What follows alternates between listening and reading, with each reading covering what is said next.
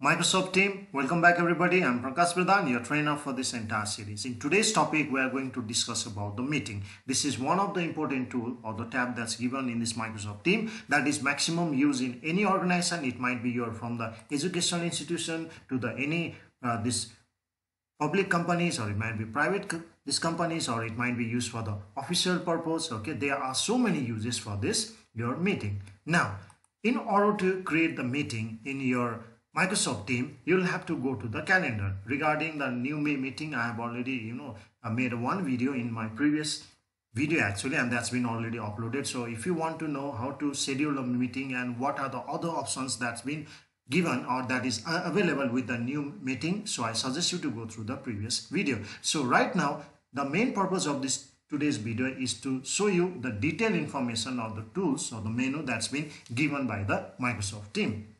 So there are two ways to create the meeting. Number one, new meeting, it's going to schedule. See, it's listing over here. It's saying that schedule a new meeting. And the number two over here that you find over here in the first option, it's saying meet now. That means if you have any kind of emergency to schedule the meeting right away, immediately, rather than going for this one new meeting, scheduling a meeting, you can go for the meet now. So now after that, it's going to show the name of your meeting. By default, it's going to display the name of a person who has logged in this Microsoft team. And in order to start the meeting, obviously you are going to have some of the participants in the meeting. So in that case, you need to have your link for this meeting. So I'm going to generate the link over here. Get a link to share. It will auto generate the link for that meeting. Now, in order to allow or send the information to your participants in order to join this meeting, you have two options again. Number one, either you copy this link address and open a browser, open your mailbox and just compose and send the mail along with this address. Or the second shortcut one, easiest way, I always prefer one, is the share via email. So automatically it will open your mailbox. You can compose and send it your invitation. Now let's see what are the other options or the features that's been provided by the Microsoft team in a form of the Meet. So let's start this meeting right away. Now this is the first page that you find. Okay, now it has given you the option like computer audio, okay, your room audio, don't use audio. These are the options that you need to set as per your need. What suits to your need, you'll have to select from here. So but right now I'm going to start the meeting immediately. So join the meeting. Now going to start the meeting. Okay, now let's see how does it look like and what are the other options that I want you to show. Now, if you see this screen, again, it's giving you one more option.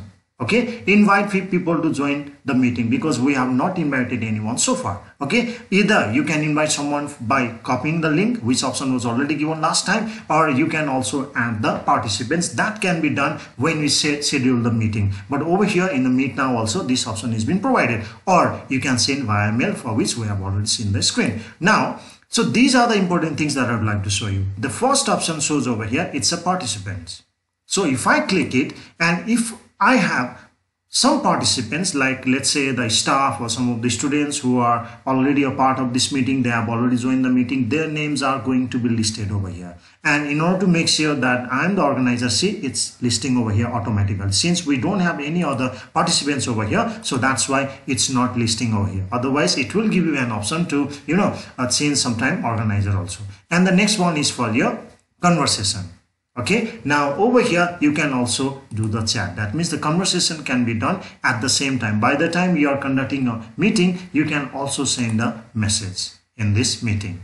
And you do have another option over here for your reaction. You might be willing to raise your hands so that you can say something. Okay, you can express yourself. So these are the options. If you'd like to praise someone, if you support the statement that's been done by your organizer, you can also clap, you can give a thumbs up, and so many action options are over here.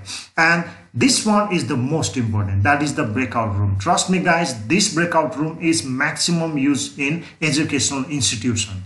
And it's not only in education institution for the training purpose, okay, for any business meeting, this breakout room is used. Now, the main purpose of using this breakout room is to form a group. Okay, so group wise discussion can be done. So this group wise discussion, it might be done in a educational institution where you'd like to assign a task among your student, or it might be having some important discussion for any kind of business house. So many options are given. So if I select the breakout room, it will give you the two options. Number one, either you create the over here breakout room having a fixed amount of room, and let's say you have a 30 participants, so you are going to create 3 rooms, for example. Okay, it should be set as per your need. So if I've selected over here 3 rooms, let's say saying that select the number of rooms, I have selected 3 rooms. Now if I have 30 participants over here, now it's going to give you 2 options. Number one, since you have selected that you are going to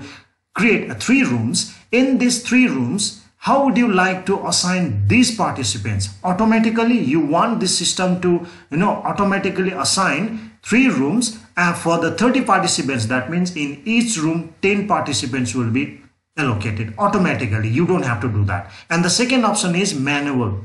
That means if you have got 30 participants and you have created the 3 rooms, so 10, 10, 10, 3 times you can select actually. You can choose the participants whom do you want to send to the particular group, particular block. So that option is also given. So right now we are in a testing phase. Okay, now I'm not going to create this room, I'm going to do the cancel.